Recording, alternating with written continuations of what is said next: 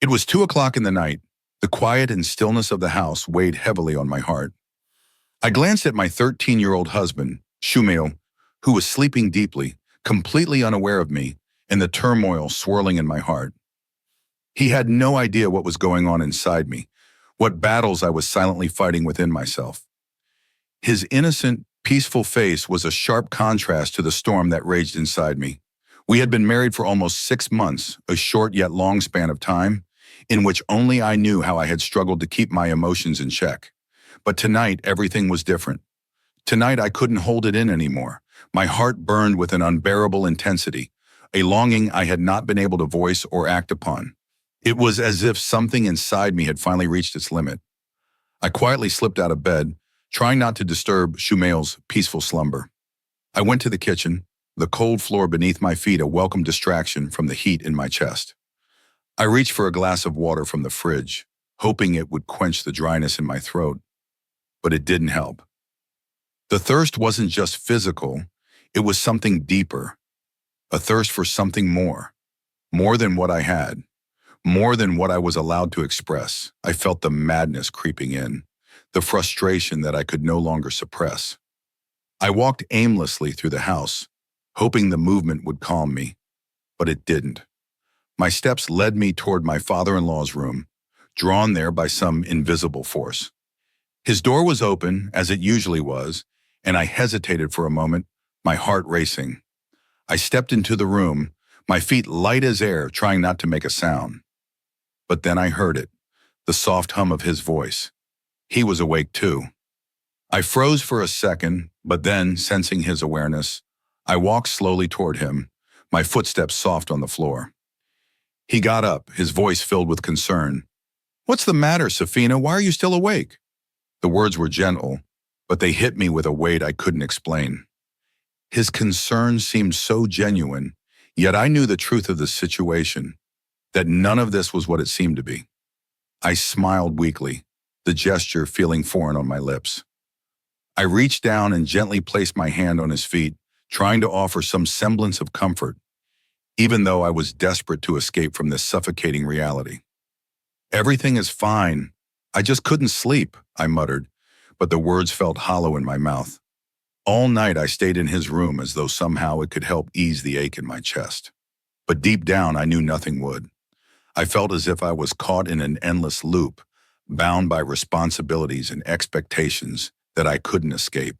And then, just as the night seemed to stretch on forever, there was a sudden commotion in the house. My father had entered the house in a frenzy, scattering things all around, his face twisted in anger. I was immediately alarmed, the chaos taking me by surprise. My heart pounded in my chest as I ran toward him, my mind racing with questions. "What happened, Baba?" I asked, my voice trembling with fear. He looked at me with a fury that sent chills down my spine. "Where are the house papers?" he demanded, his voice harsh.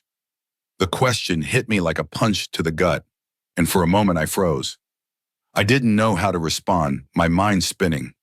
"What do you mean, Baba? What papers?" I stammered, my voice barely a whisper. His eyes locked onto mine with an intensity that sent a shiver down my spine. "Where are they kept?" he asked again, his grip on my hair tightening as he pulled me closer, his face inches from mine. The pain from his grip was excruciating, but it was nothing compared to the fear that gripped me in that moment. "Do you know where they are?" His words cut through me, and I could feel the life draining out of me as I shook my head. I didn't know. I couldn't tell him. The tears welled up in my eyes, blurring my vision. But I didn't dare wipe them away. He looked at me with disgust, as though I were the cause of all his frustration. Without saying another word, he began to scatter everything around him in a fit of rage, desperate to find what he was looking for. His actions were frantic, almost mad, and I knew that if he found those papers, everything would be ruined. I stood there paralyzed by fear, praying silently that he would not find what he was looking for. If he found the papers, the house would be lost. We would have nothing left. My mind raced with thoughts of escape, of how to keep him from uncovering the truth. I started reciting verses in my mind, hoping for some divine intervention, some way to stop him before it was too late. Finally, after what seemed like an eternity, Baba left the room in a hurry. The tension in the air seemed to dissipate, but I couldn't relax. I quickly grabbed my phone and called Amma, my voice shaking as I explained the situation. Amma, in a state of panic herself, told me she was at my grandmother's house, where my grandmother was near her final moments. I told Amma to stay there and not come back. Baba was still furious, and if she returned, things would only get worse. "You're right," Amma said, her voice weak. "I won't come back. I can't risk it." The call ended, and I was left alone with my thoughts. The house felt like it was closing in on me, and I couldn't escape the suffocating grip of fear and anxiety that seemed to have taken hold of my every breath. The night stretched on, and I knew that there was no easy way out of this mess. My heart ached with a longing for something better, something different, but all I could do was hold on, hoping that somehow things would get better. As I stood there alone in the silence, I realized that this night would be one that would stay with me forever. The uncertainty, the fear, and the pain would never leave me. It was a night that marked a turning point in my life, a moment when I realized that nothing would ever be the same again. My heart was pounding with nervousness. My hands trembled as I began cleaning the mess that had been left behind. It was nothing short of a miracle that Mom had taken the necessary precautions and hidden the house documents before leaving. If she hadn't done that, they would have fallen into my father's hands, and the consequences would have been unimaginable. As I continued to wrap up the things around the house, my tears flowed freely. The weight of everything seemed unbearable. Dad had always had a habit of losing money to gambling, and whenever he lost, he would sell off some household items. Over the years, this had escalated. One by one, valuable things in our house disappeared, sold off to satisfy his addiction. Little by little, everything that had once made our home a home was gone, and nothing remained. Now this house, the very walls that surrounded us, was the only thing that held any value, the only thing that kept us from being completely destitute. It was our last refuge, the only thing left that we could truly call our own. For the past few days, Dad had been talking about selling the house again, a topic that came up repeatedly. Mom, as usual, bore the brunt of his anger, enduring the beatings that came with such discussions. But she never allowed him to sell the house, no matter how much he pressured her. She always found a way to keep it from happening. I thought that once Dad realized he couldn't find the house papers, he would abandon the idea. I convinced myself that he would calm down and let the matter go.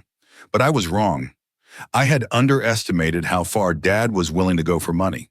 Without the papers and with Mom not around to stop him, he went ahead with his plan, determined to do whatever it took. That evening when Dad came home, I noticed something strange. There was a mysterious smile on his face, a look I hadn't seen in days. The expression was unsettling, especially since he had been in such a furious state for the past 2 days. His mood had shifted dramatically, and I couldn't understand why.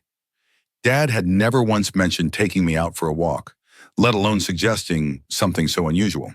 He noticed the look of surprise on my face and, with an almost jovial tone, said, "Your mother has gone to another city and forgotten about you, but I haven't forgotten. I know how hard you've been working around the house, always busy. So I thought, why not take you for a little walk?" His words struck me as odd, and I could barely process them. I couldn't fully digest what he was saying, but I didn't dare speak up. My tongue was tied in the presence of my father. I didn't know what he was thinking, but I felt that something was wrong. Still, I didn't resist. After a while, we stood at the door of Shabir Sahib's house in a different neighborhood. I knew Shabir Sahib very well. He was one of Dad's friends, someone he frequently gambled with. I had always disliked the presence of Dad's gambler friends. I didn't like the way they behaved, the way they brought a sense of discomfort and tension to our home. It used to make Mom furious. She would argue with Dad for hours on end, demanding that he not bring these men into our house. But her protests were always ignored. Eventually, it would end with Dad beating Mom and leaving the house in anger. The cycle was always the same. Dad's voice broke my thoughts. "Understand that there is some important work to be done," he said, almost as if he could sense my unease. When we entered Shabir Sahib's house, my anxiety grew even worse. There were several men in the room, men I had never seen before, who seemed to be waiting for us. The atmosphere was tense, and I could sense the weight of the situation. I looked at Dad nervously, my mind racing with confusion. What was going on? What had I walked into? I still didn't understand what was happening, and as time passed, I became more and more agitated. Then one of the men in the room, an entrepreneur who appeared well-spoken and respectable, started talking about marriage. The words were like a blow to my chest. My head swam, and I could feel my heart beating faster. I stood up instinctively, trying to refuse, to run away from the conversation that was unfolding before me. But before I could say anything, Dad reached out and placed a firm hand on my neck, making me sit down again. His grip was unyielding, and I had no choice but to listen. Dad's voice, though calm, carried a sharpness I hadn't heard before. "You don't need to worry, just sit and listen." The words stung as if they were daggers to my very soul. I tried to remain composed, but my thoughts were a whirlwind. How had it come to this? How had I ended up here, in a room full of strangers discussing something so personal, something that would change the course of my life forever? I looked at Dad, searching his face for some sign of what he was really thinking. But his expression was unreadable, and I knew I had no choice but to comply. I felt like I was drowning in a sea of confusion and helplessness. My mind raced as I tried to make sense of the situation, but nothing seemed to add up. All I wanted was to escape, to go back to the life I had before everything had changed. But I knew that wasn't possible. The walls of my world had started closing in on me, and I couldn't breathe. The conversation continued around me, but I couldn't focus. My heart was racing, and I could feel the sweat forming on my brow. I had never felt more trapped, more vulnerable. I didn't know what was going to happen next, but I could sense that my life was about to take a drastic turn. "If you take a word against me or refuse this marriage, I will send a divorce to your mother. When your mother's house is not left, what will she do by saving the house?" my father threatened. His words struck me like a cold, sharp knife, and my mouth went dry. My tongue was locked in place, unable to form any words. I stood there, frozen, looking at my father with disgust. How had he fallen so far? Gambling had consumed him entirely, and it seemed like he had forgotten everything, even the fact that I was his real daughter.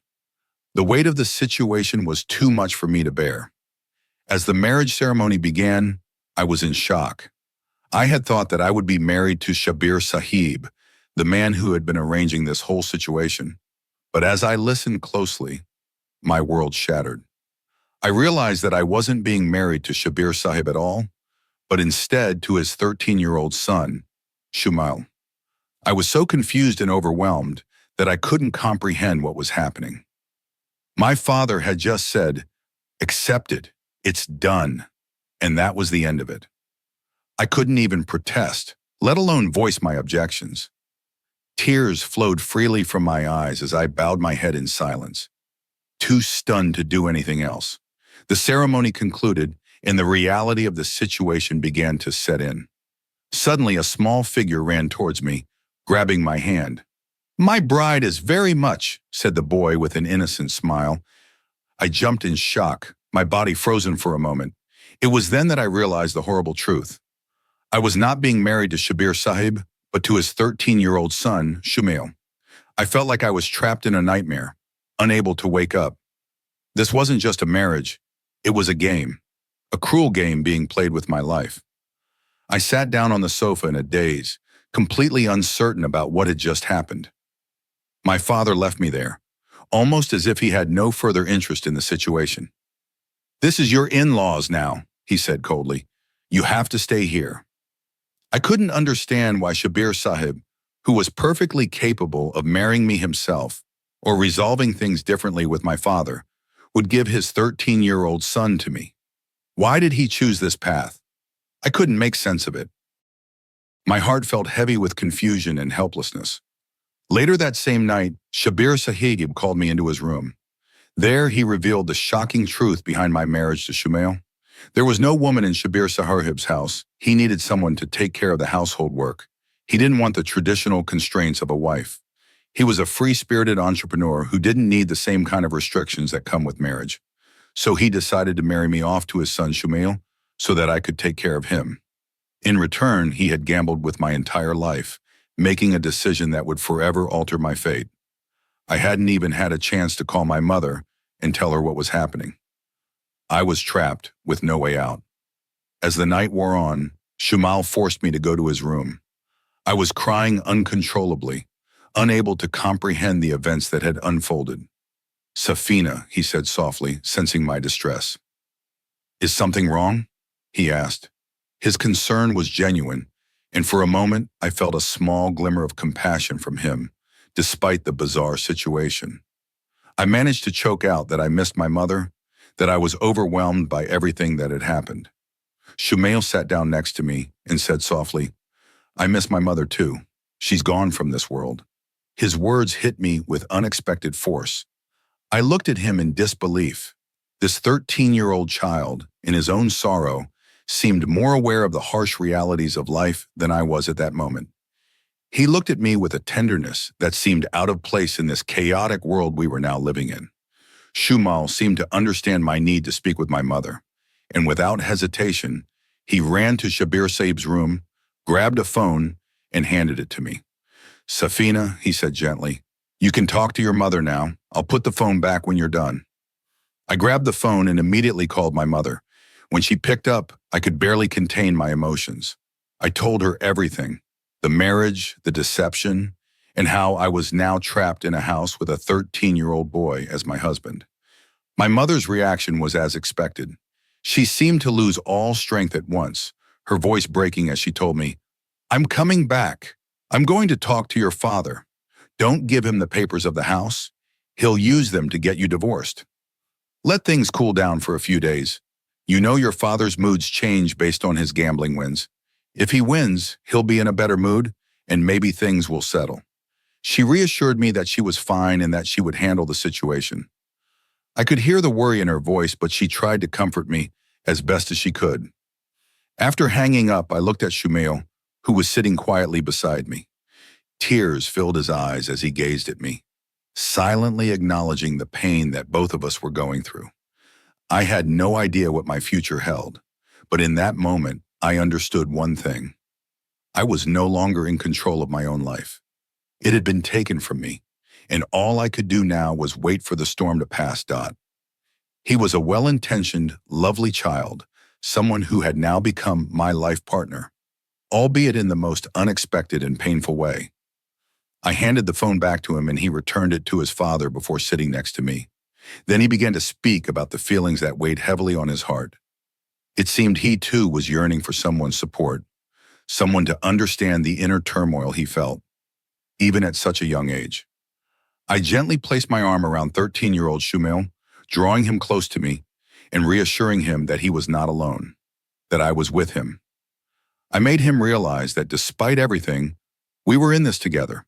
We started to live together, and I made sure to send him to school regularly, doing my best to be a supportive presence in his life. He was happy with my efforts, and he seemed to find joy in the small routines we shared. But as for my own heart, what could I do with it? It was torn between the burden of forced emotions and the reality of my situation. Most nights I would sit up and watch Shumail sleeping peacefully beside me, my heart breaking silently. He was a small child, my husband by forced circumstance, but I couldn't help but see him from a different perspective, the perspective of an older sister, a protector. It was incredibly difficult for me to view him as a husband. The thought of it felt so unnatural, and my emotions seemed to trap me in a cage of helplessness. My heart yearned for a man who could love me, who could fulfill my emotional and physical needs in a way that made sense for a young woman like me. But instead, I had a child by my side, a child who needed love and care in a way I could give as a sister, but not as a wife. As time passed, the bond between Shumail and me grew, but the essential connection needed for a marital relationship was impossible to establish. There was no desire between us, no romantic or sexual bond. For me, this was a crushing reality. A pure emotion like love, something that a young girl like me could cling to, was essential. How long could I suppress my own heart, stifling my emotions for the sake of what was expected of me? One night, the weight of everything became too much. I reached the point where my patience was completely exhausted. I couldn't carry on this charade any longer. I left the room quietly, stepping into the cold, empty hallways of the house. Even though the house was chilly, I could feel beads of sweat on my skin, my body betraying my internal struggle. The turmoil inside me was unbearable. I had no idea to whom I could voice my heartache, no one to turn to. I didn't even know if anyone would understand. Shumal was lying on the bed, humming softly to himself, his innocence shining through. I felt a deep sense of grief for him, for myself, for the twisted circumstances we had been thrust into. I walked quietly over to his feet, sitting down next to him. I let out a long, exasperated sigh, not even realizing how loud it was. Shabir Sahib, who had been sitting nearby, turned at the sound of my voice. He looked at me and smiled, a gentle, almost sad smile. "What's the matter, Safina? You haven't slept yet?" he asked, his voice filled with concern. But the concern seemed to be aimed at something deeper than just my lack of sleep. There was a hint of anxiety in his voice, a fear that I wasn't as content as I had let on. I sighed once more, the burden in my heart too heavy to keep inside. I spoke softly, trying to keep my emotions in check, but they slipped out in a rush. "After so long, someone has finally pressed my feet," I said quietly, recalling his words. "When Shumail's mother was alive, she used to do this for me every day." His words stirred something deep inside me, a mix of pity, anger, and confusion. I could see the years of pain reflected in his eyes, and yet I couldn't escape the fact that he had created this situation. With a slight tremor in my voice, I asked, "If this is how you feel, then why didn't you marry me yourself? Why did you choose Shumail?" He was stunned by my question. For a moment, he sat up straight, his eyes wide in disbelief. "What do you mean, Safina?" he asked, his voice soft but filled with confusion. I couldn't keep it inside anymore. The words I had held back for so long came rushing out. "By what you're doing now, you've ruined Shumail's life. You've ruined mine too," I continued. "I am a young girl. I have needs, I have desires, and yet you've bought me in exchange for my father's compulsions.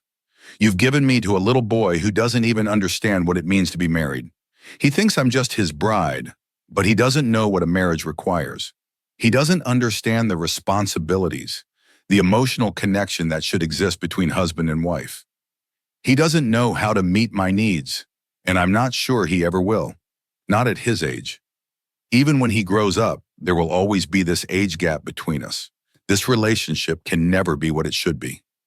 My heart was heavy with all the unsaid words, and I felt a momentary sense of relief as I spoke the truth.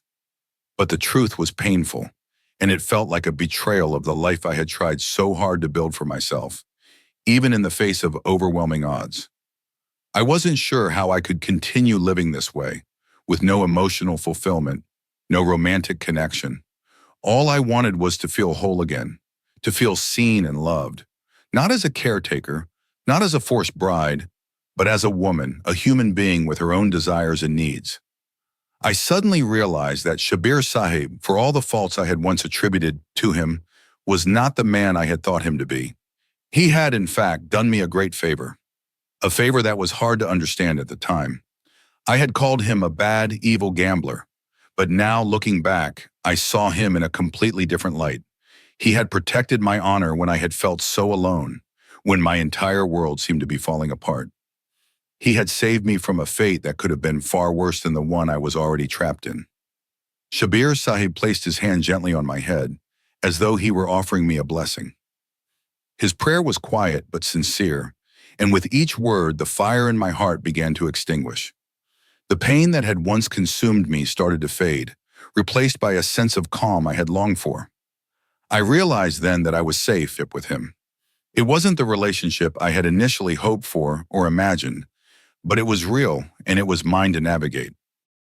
I had left it to Shumail to decide where this relationship would go, whether he wanted to continue it or end it, but I had learned to accept whatever outcome might come. Then one evening, Shumail surprised me. He came to me, a look of sincerity in his eyes that I had never seen before. Gently, he placed his head on my chest, and I could feel the warmth of his words as he spoke. I love you, Safina. I want to start our married life anew, with you, together. His words struck me deeply, stirring emotions I had buried for so long. Shumail, my 13-year-old husband, was no longer just the boy I'd been forced to marry. He was someone who truly cared for me, who had grown into a young man with feelings and desires, despite his age. His confession was not just a declaration of affection, it was an acknowledgement of the bond we had formed. A bond that had been forged not out of obligation, but out of understanding and mutual respect. Around this time, tragedy struck. My father, the man who had brought so much turmoil into our lives with his gambling addiction, met his end. His addiction had consumed him completely, and in the end, it was the very thing that led to his downfall. My mother, widowed and heartbroken, now had to bear the weight of this loss. Yet in the midst of our grief, Shumail stepped forward, taking on the responsibility of caring not only for me, but also for my widowed mother. His actions touched me deeply. The boy who had once been thrust into a marriage he didn't fully understand had now become the pillar of support I had always needed. He was no longer just the innocent child I had thought him to be. He had matured in ways I hadn't expected. He had taken on a role that no one could have foreseen, and in doing so, he had become a source of strength for both my mother and me. As time passed, I saw the true goodness in Shumail. He wasn't just fulfilling his role as my husband, he was providing for us, offering love and support in ways I had never imagined. My heart swelled with gratitude, and I realized that despite the rocky start to our marriage, God had guided us towards something beautiful. My work was done, my honor preserved, and my house settled. What had once felt like a curse was now a blessing, and I couldn't help but feel thankful for everything that had brought us to this point. It was as though everything had fallen into place. My life, once uncertain and full of pain, had found its direction. Shumail and I, together with my mother, had formed a new family. A family built on respect, understanding, and love. We didn't need to be a traditional family to be happy. All we needed was each other. I looked around at the home we had created, the one my father had wanted to sell, the one that had almost been taken from us. And in that moment, I understood the true value of what we had. We were no longer bound by the mistakes of the past. We had moved forward, together, stronger than ever. I didn't know what the future held, but I knew one thing for sure. With Shumail by my side and with my mother's strength, we would face whatever came our way. In the end, I had found peace, not through traditional means, not by the standards others might have set for me, but through the love and care I had for Shumail and the support we had for one another. The journey had been hard, but it had led us to a place of hope and healing. And for that, I was truly thankful.